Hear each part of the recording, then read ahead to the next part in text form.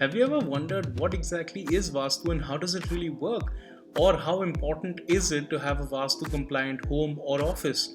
Learn all about it from our elementary expert today. What's up, everyone? My name is Kritank, and welcome to another episode of Elementary Experts, where we teach you about many different things. Today, our expert is Riddhi Behel, who's done her PhD in Vastu and is a practicing Vastu consultant since the last 15 years. So, thank you so much, Riddhi, for being with us here today. Thank you so much, Kritank. I feel so nice and happy to be here with you.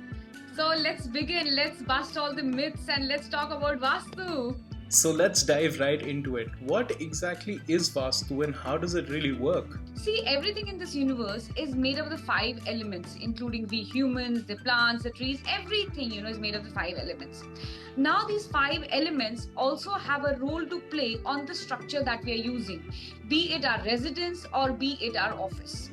Now, we all know that there are 4 directions, but in Vastu, we divide these 4 directions into further 8 directions and then further into 16 directions. Now, these directions are connected to a particular activity of area, like for example, north, right? North is associated with water element, and north we associate with the health and with money opportunities.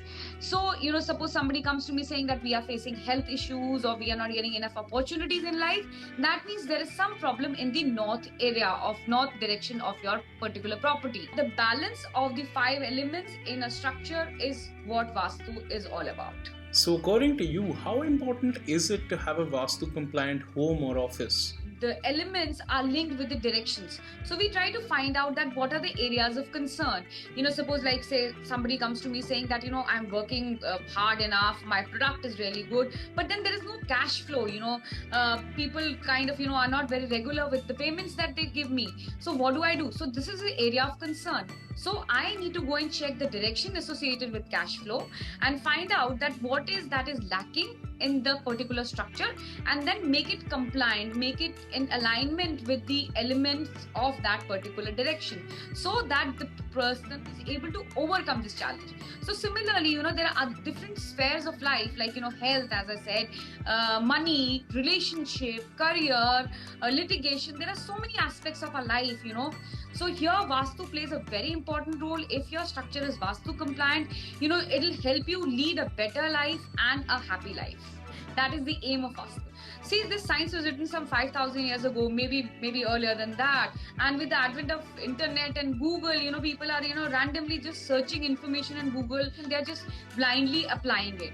And also, since I'm in this field from past 15 years, the sad part is that people, who are practicing or calling themselves as Vastu consultants have very little or no knowledge at all, and, just giving them baseless remedies or telling them to do illogical things like placing a pyramid or placing a crystal will solve the problems. Let me tell you, it doesn't happen.